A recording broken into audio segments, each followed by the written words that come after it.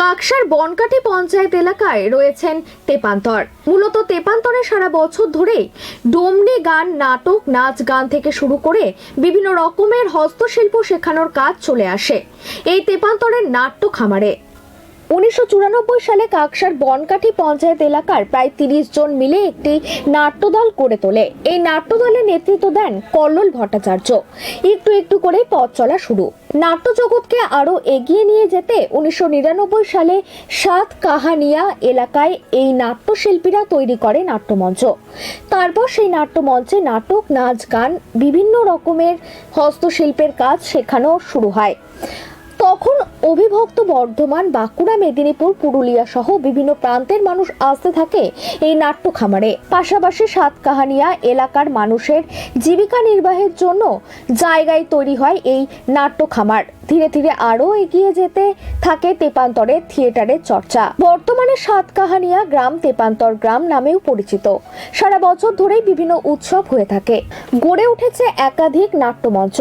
দেশ বিদেশের পর্যটকের আসা যাওয়া লেগেই থাকে এই নাট্যগ্রামে।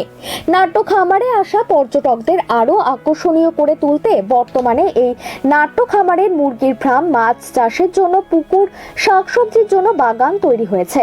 তেপান্তরের নাট্য খামারের পরিচালক কল্লোল ভট্টাচার্য জানান, অভিজ্ঞতা বলতে আমি এর আগে তেপান্তর যখন একদম প্রথম দিকে যখন শুরু হয়, তার আগে আমি আমার নামটা বলিনি, আমার নাম নীলাভ চট্টোপাধ্যায়, আমি নাট্যকর্মী।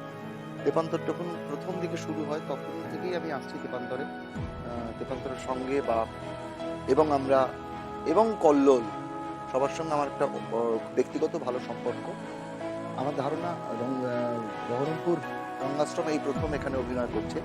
আমি এর আগে এখানে অভিনয় করে গেছি, আমি সিনেমাও করেছি। সামনের এই মাঠটাতে আমরা শান্তিনিকেতনে আমাদের যে দল আছে সেই দল থেকে ফাল্গুনি করে গেছি।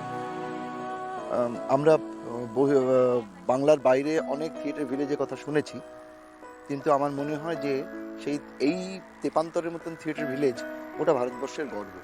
অসাধারণ একটা ভালো থিয়েটার ভিলেজ এদের। কল্লোল এবং আমরা যে সমস্ত ছেলেমেয়েরা থিয়েটারকে ভালোবেসে কাজ করে তারা অত্যন্ত ভালো সৎ ছেলে এখানে থাকে। দলগুলোকে ভীষণ আপ্যায়ন করে, অসম্ভব ডিসিপ্লিনড একটা অর্গানাইজেশন, যে কারণে আমার বারবার আসতে ইচ্ছে করে তেপান্তরে। এত পরিবেশ আপনি দেখতেই পাচ্ছেন, চতুর্দিকে গাছ। পশ্চিম বর্ধমান থেকে সনাতন গড়াইয়ের রিপোর্ট, দৈনন্দিন।